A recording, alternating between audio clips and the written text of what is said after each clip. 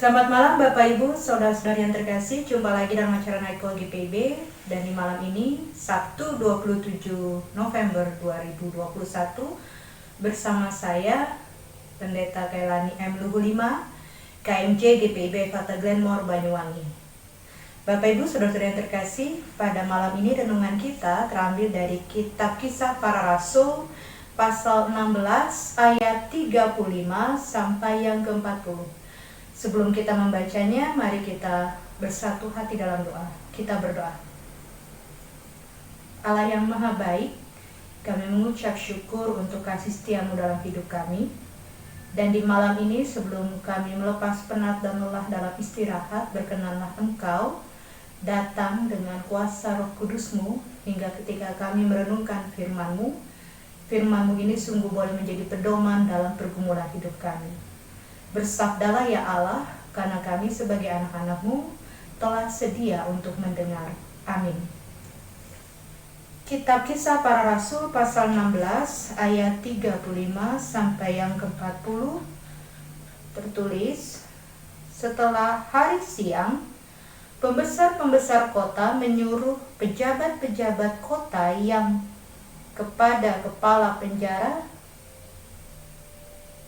dengan pesan, lepaskanlah kedua orang itu.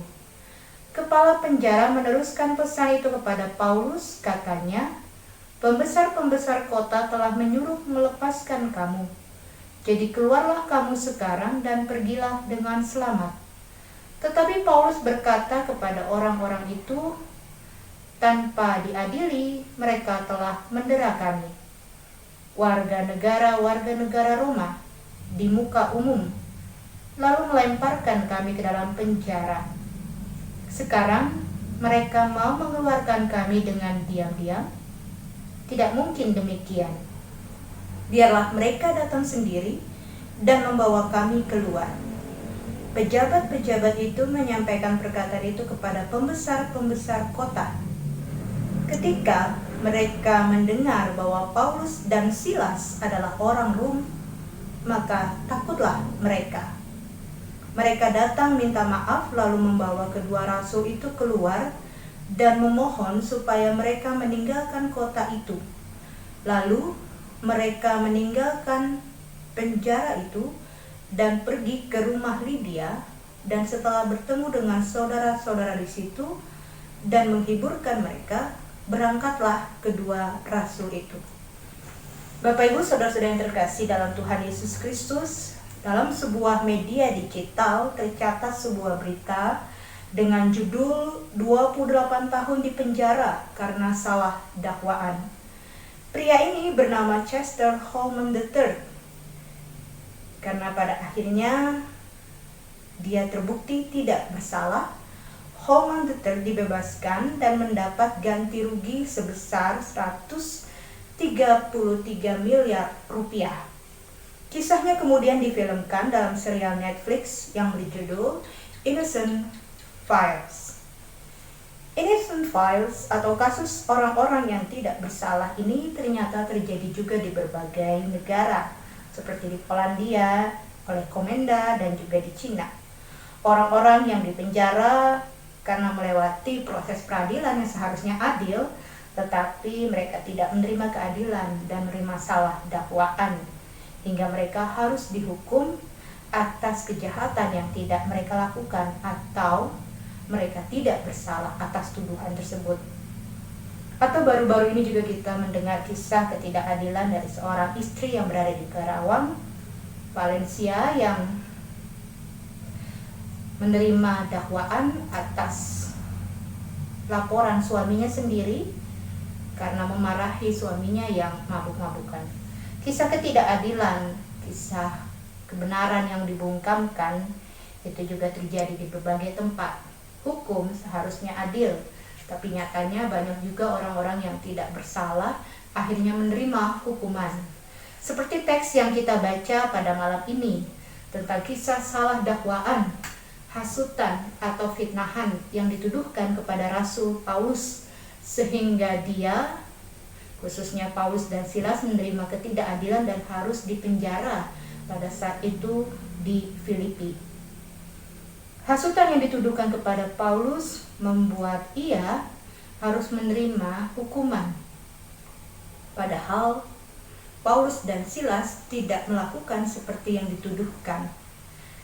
Belajar dari hal ini, respon Paulus adalah atas ketidakadilan dan ketidaknyamanan yang diterimanya, dia tetap tenang, tetap percaya, tetap teguh dalam keyakinannya, bahkan memuji-muji Tuhan ketika berada dalam penjara. Bapak Ibu dapat membacanya dalam kitab Kisah Para Rasul pasal 16 ayat 25.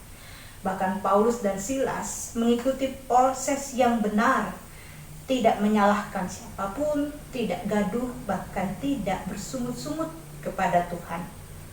Akibatnya, ketika Paulus menjadi lebih tenang, teguh atas hal yang terjadi pada dirinya, itu justru menjadi sebuah kesaksian.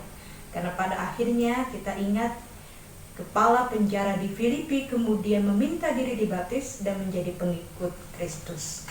Kalau saja Paulus bersungut-sungut, kalau saja Paulus gaduh, kalau saja Paulus protes dan kemudian tidak terima untuk dipenjara, maka tidak ada perjumpaan dengan kepala penjara di Filipi, bukan? Bapak Ibu saudara-saudara yang terkasih, perhatikan bahwa pada akhirnya kita belajar dari teks ini, Paulus meyakini setiap jalan, setiap proses harus melewati proses yang benar. Dan setiap jalan pada akhirnya, khususnya jalan kebenaran itu, akan menemukan jalannya sendiri. Kebenaran, biar dibungkam seperti apapun dan dengan cara kotor seperti apapun, pada akhirnya akan menemukan jalannya sendiri. Kita melihat pada ayat 35 sampai 39 bahwa akhirnya para pejabat, pembesar kota justru meminta Paulus kemudian dilepaskan dari penjara, dan mereka pun malah meminta maaf atas segala hal yang telah mereka timpakan kepada Paulus. Kebenaran itu, Bapak Ibu, datangnya dari Allah. Maka tidak satu manusia pun dapat menutup dan menghapus kebenaran. Berapapun pintarnya, liciknya, manipulatifnya seorang manusia dan memakai cara-cara kotor untuk menjatuhkan seseorang atau membuat kebenaran dibungkamkan, pada akhirnya kebenaran akan terungkap.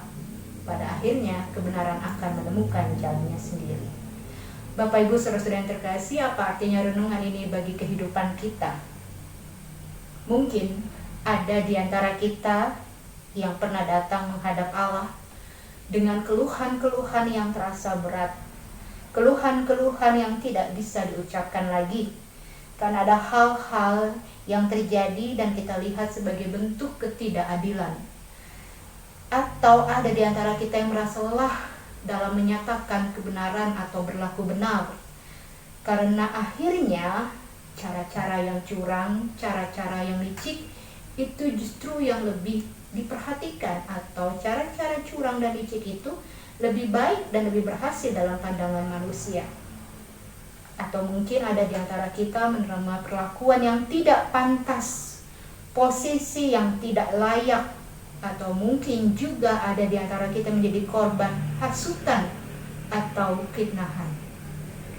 Mari Bapak Ibu, kita belajar dari teks firman Tuhan saat ini, keteladanan Rasul Paulus. Tetap tenang, tetap teguh, dan menjalani proses kehidupan yang dia yakini, pahit manisnya, susah dan senangnya, adalah cara Tuhan untuk mendatangkan kebaikan. Dalam setiap peristiwa, bukanlah suatu kebetulan. Kalau saja Paulus tidak dipenjara, maka tidak akan ada kisah kepala penjara yang kemudian memberi diri dan dibaptis. Mari kita juga meyakini bahwa kebenaran itu akan selalu menemukan jalannya sendiri. Hingga akhirnya seperti Paulus, mereka dibebaskan, dan justru para pembesar kota itu meminta maaf atas apa yang telah mereka perbuat kepada Paulus dan Silas. Yakinlah Bapak Ibu bahwa ketika kita berbuat benar, ketika kita menyatakan kebenaran, maka suara itu akan terungkap pada akhirnya. Ketika suara kita bungkam, tetapi hati kita menangis, percayalah Tuhan sedang merancangkan jalan bagi kita. Amin.